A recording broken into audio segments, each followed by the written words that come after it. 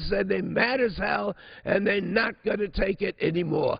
So let's make an appeal that America takes the Congress back, direct not ourselves to do things in order to get reelected, but direct we do things because it's the right thing to do.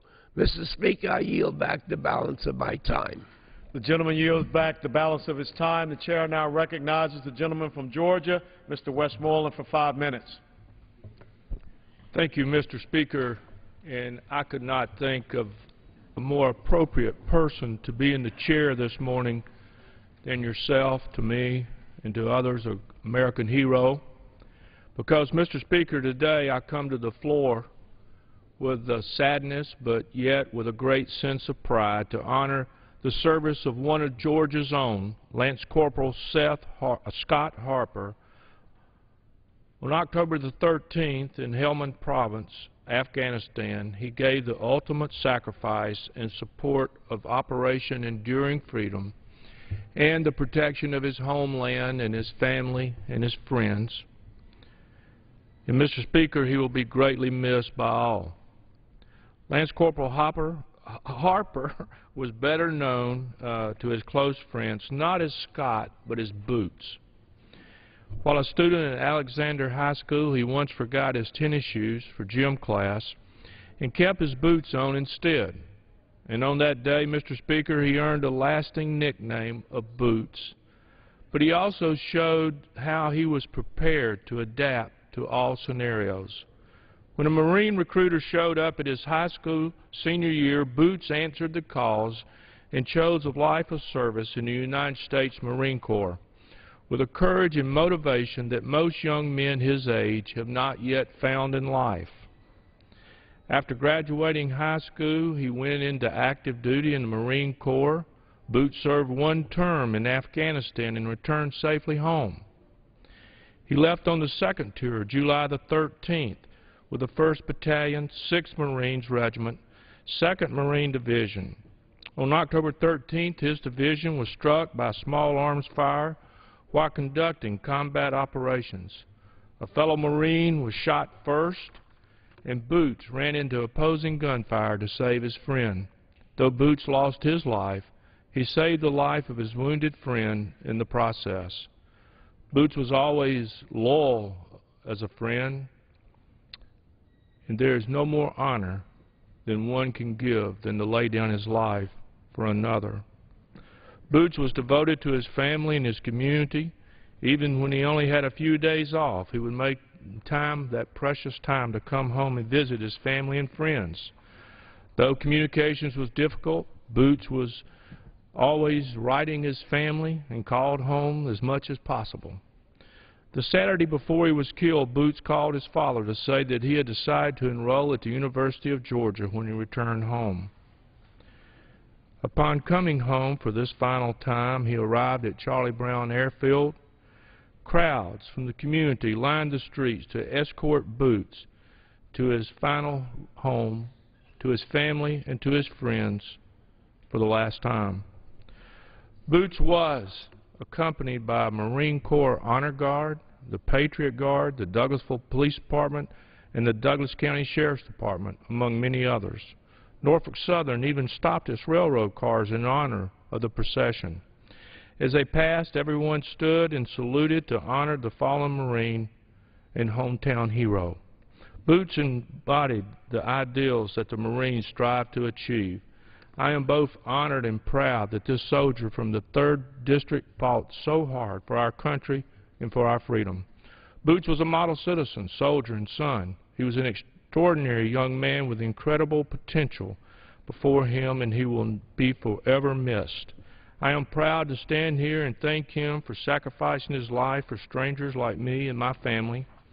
And Joan and I extend our sympathy to the family of this fallen hero for raising such a brave, courageous, honorable, giving son. And Boots, we as a nation salute you today. Semper Fi. With that, Mr. Speaker, I yield back. The gentleman yields back the remainder of his time. The chair now recognizes the gentleman from Missouri, Mr. Cleaver, for 5 minutes. Mr. Speaker, request permission to speak for 5 minutes for advice. Without objection, sir. Mr. Speaker, first let me associate my comments with those of my colleague, Mr. Westmoreland. Mr. Speaker, on each Wednesday night for probably the last 10 or 12 years, our church has provided food for those who are struggling. Not long ago, a gentleman came to our church, picked up food, and then later that night, as I was leaving the church, I ran into him at a 7-Eleven. You can imagine how troubled I was when I saw him buying a lottery ticket. I thought to myself, this guy has just ripped off the church and then using his money for a lottery ticket. So I waited for him outside the 7-Eleven.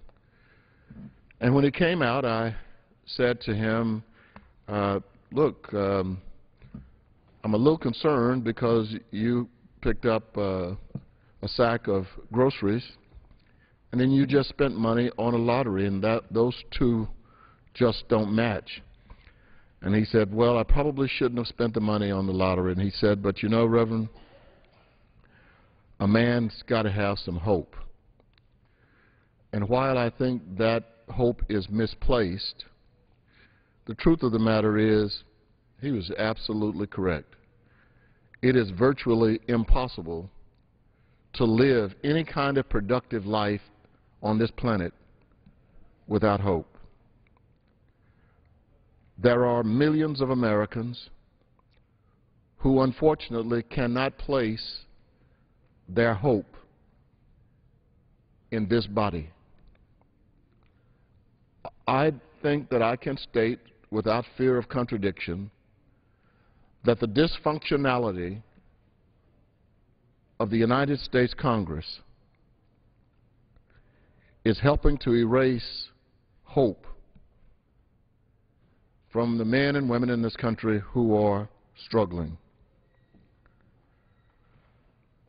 All of the back and forth and blaming each other has nothing to do with providing hope. And quite often we allow ideology to trump logic. We decide almost every day that no matter what, I'm going to take the position of the Republicans or I'm going to take the position of the Democrats. And as a result, we have polluted the public. This is one of the nastiest moments in U.S. history. Just look at television. Look at all of the so-called reality shows. The ones that are most popular are ones where people are doing things to each other or insulting each other. You're fired, or you got to eat live spiders. That's what we are coming to.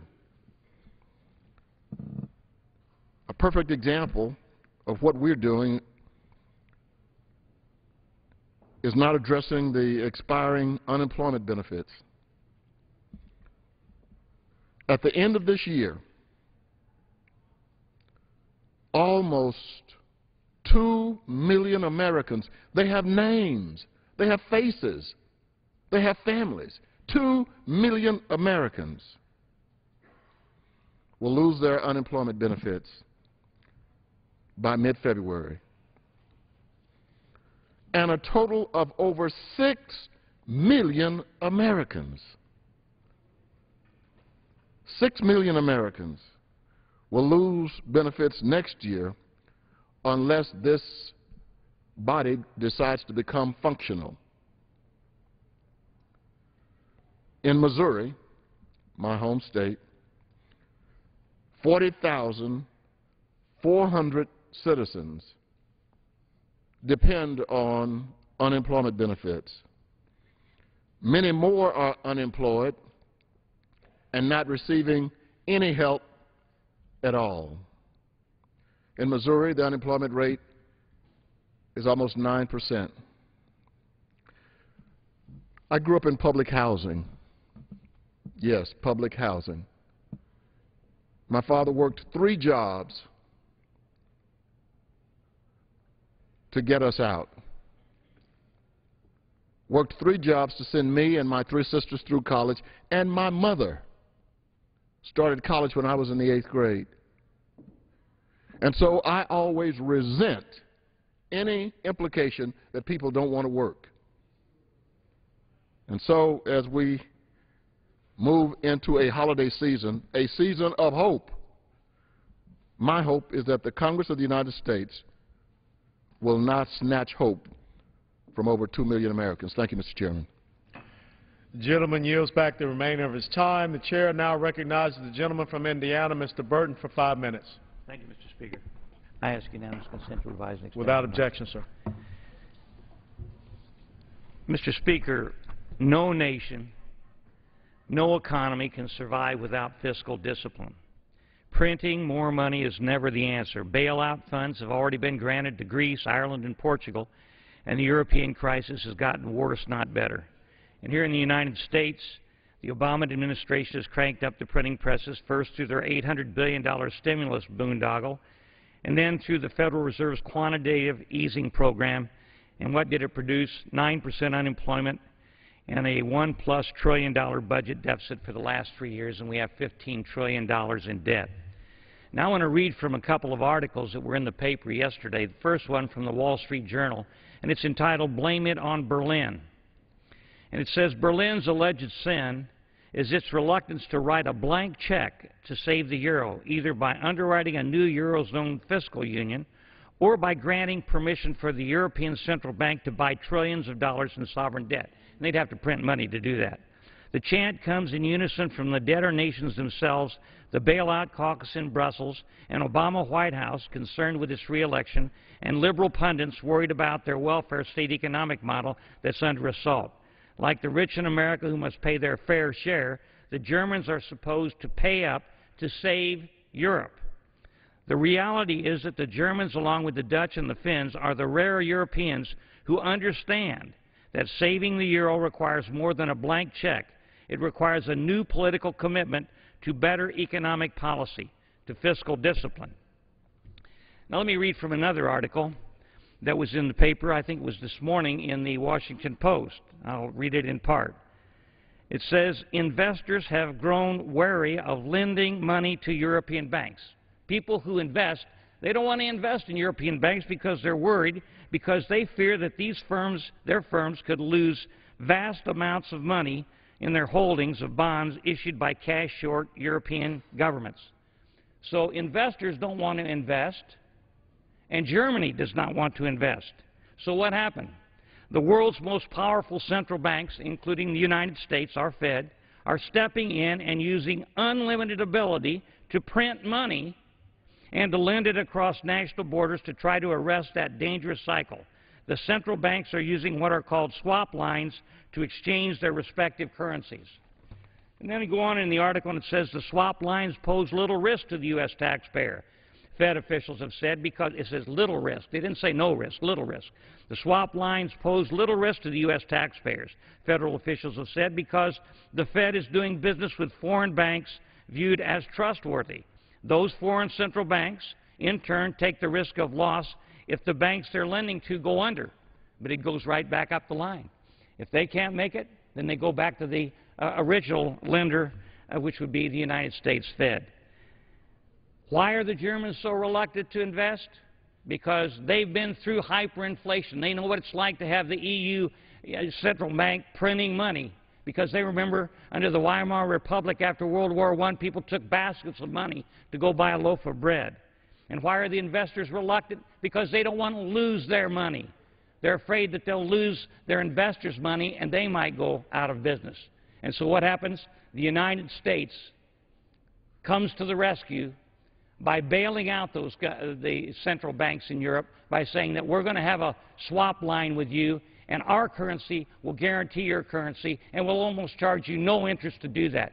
This is an exercise in futility. That is not the answer. We should not risk the American taxpayer by giving money or lending money to Europe under these circumstances.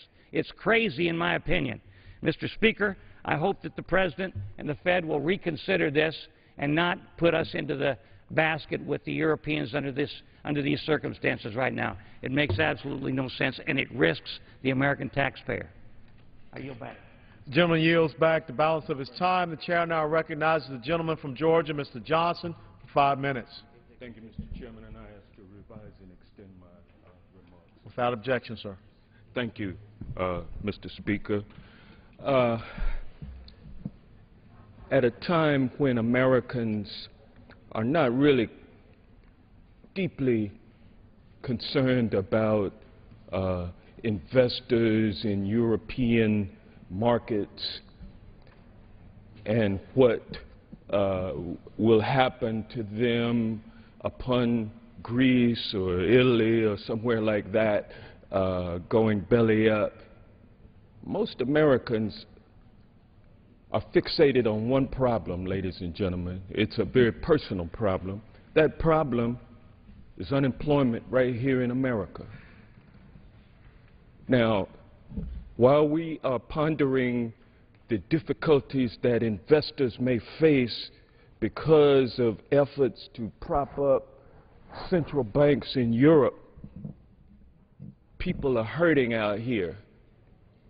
People, including wives or husbands of unemployed spouses, suffering. They're suffering as we close into the holiday season when they see so many out doing for their families, and they themselves having been unemployed, most of whom been unemployed for the last, for at least 6 months, many for 2 years. They're looking and they're feeling this holiday spirit, but in a bad way. They're regretful of the fact that they're not able to fully participate in this part of the American dream, doing for others, buying Christmas gifts. In fact, people are worried about whether or not their unemployment insurance will be there for them after the beginning of the year. They realize that they're closing in on the cutoff date for expiration of the long-term unemployment benefits. And they're worried about that, not about investors and how they might fare about European countries not being fiscally solvent, allegedly. So, Mr. Speaker, every day it seems like I read another report from economists telling us how important it is to extend unemployment benefits to help our fragile economy recover. And there's no doubt helping millions of unemployed Americans during the worst downturn since the Great Depression, which was caused by the very investment bankers that have been discussed today that might be hurt because of European shenanigans. It's mind-boggling. They are the ones that actually kicked this cesspool that we're draining into off. And then they got bailed out. But they're not willing to allow the very Tea Party, Grover Norquist Republican parties who they control, they're not willing to let them extend unemployment insurance benefits for the long-term unemployed unless it's there's a penalty involved. They can't bring themselves to fund it. They don't want to do it.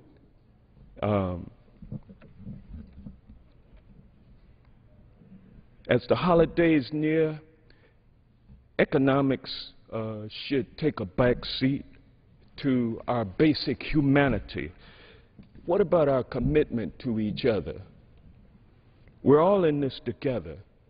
But unfortunately, the 47% of millionaires who populate the House of Representatives don't have that same concept of how it is to hurt when you've been unemployed for such a long time and money is not coming in. They don't relate to that. We've got nearly 14 million unemployed workers, and about 5 workers are applying for each job that is available. And for Congress to think about going home to celebrate the holidays with their family and leaving these people out with no hope is indeed a great tragedy. I will yield the balance of my time. Thank you, Mr. Speaker. The gentleman's time has expired. The chair now recognizes the gentleman from Illinois, Mr. Davis, for 5 minutes. Speaker, I ask unanimous consent to revise and extend my remarks. Without objection, sir. Thank you, Mr. Speaker. On Monday, November 28, 2011, the city of Chicago laid to rest the wife of Chicago's longest-serving mayor, Mayor Richard M. Daley. And while Maggie Daley was known as the mayor's wife, she was indeed a well-known, well-liked, and revered personality in her own right. Maggie Daley played the role of matriarch. She was warm, graceful, elegant, eloquent, and easy to like. She was a patron of the arts and fully steeped in the cultural affairs of our city. And while Mrs. Daley has received accolades for many of her activities, the one which strikes me the most is her involvement in a program called After School Matters. And I think that anyone who knows anything at all about education and youth development knows that, yes, after school does indeed matter. When discussing this program, you could see Maggie Daley's eyes light up and feel her passion. She seemed to know everything there was to know about the program. She knew program sites, personnel, special features and activities, benefits and successes. And after a session of listening to Mrs. Daley explain and advocate for this program, I would often smile and say to myself, how could anyone not be in support of this great program? So I say thanks to a great lady, a lady of grace, a lady of dignity, a lady of passion, a lady of faith, and a lady of action. My family and I, residents of the 7th Congressional District of Illinois, express condolences to Mayor Richard M. Daley and all of Maggie Daley's family. She was a great First Lady of our city and performed her role to perfection. After school does matter. It mattered to Mrs. Maggie Daley, and it matters to all of America. I thank you, Mr. Speaker, and yield back the balance of my time. The gentleman yields back the balance of his time. The chair now recognizes the gentlewoman from Alabama, Ms. Sewell, for 5 minutes.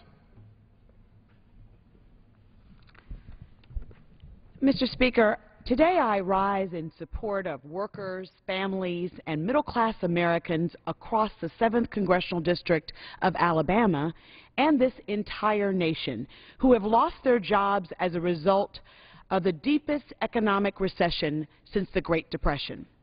Now, in my district, the 7th Congressional District of Alabama, and across this nation, the #1 issue is job creation. While some progress has been made in turning our economy around, there is still so much work to be done. in order to encourage job creation. Recent reports indicate that the nation's private employers create approximately 200,000 jobs, new jobs, during November. Now, while this number shows that our economy is slowly recovering and growing, we cannot forget the millions of Americans that have been diligently searching for work but have not been successful in doing so.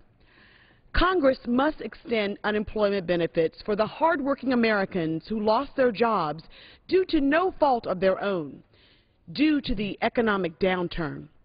Now, these workers should also be given the necessary assistance to provide for their families during this difficult time. Nearly one-third of America's 14 million unemployed have had no job for a year or more. In fact, long-term unemployment data suggests that about 2 million people have used up the 99 weeks of unemployment benefits but still cannot find work. Congress has never allowed emergency unemployment programs to expire when the unemployment rate exceeded 7.2%. With our nation's unemployment rate hovering around 9%, now is not the time to allow these essential benefits to expire. In my home state of Alabama, unemployment and poverty rates have both increased dramatically in the wake of the most recent recession. In parts of the district that I represent, unemployment rates are as high as 19%. These persistent high unemployment numbers demonstrate the need for federal unemployment assistance, and it remains a critical lifeline to many of the constituents that I represent. The Census Bureau states that unemployment benefits keep nearly 3.2 million Americans, including 900,000 children, from slipping into poverty last year. Without action, more than 2 million Americans will be cut off of unemployment insurance by mid-February of next year. The potential effects of these lapses in benefits would devastate millions of Americans and millions of households across this nation. We all understand that extending these unemployment insurance benefits is a temporary fix to a much larger problem.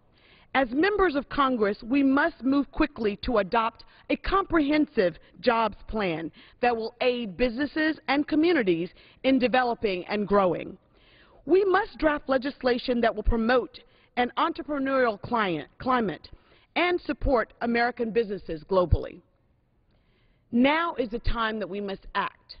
The American people want a comprehensive jobs plan. And until then, we have to extend unemployment benefits to help those millions of Americans who are desperately looking for work and can't find it. I urge my colleagues to put partisanship aside. Party politics has no place when we're talking about the betterment and the advancement of our nation. Unemployed Americans, struggling families, and communities across this nation cannot wait.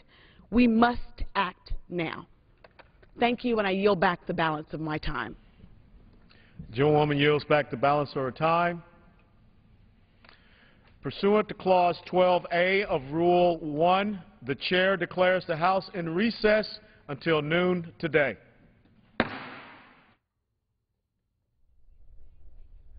The House will be back in a half an hour. Among the bills today, one ending the public financing of presidential elections and ending the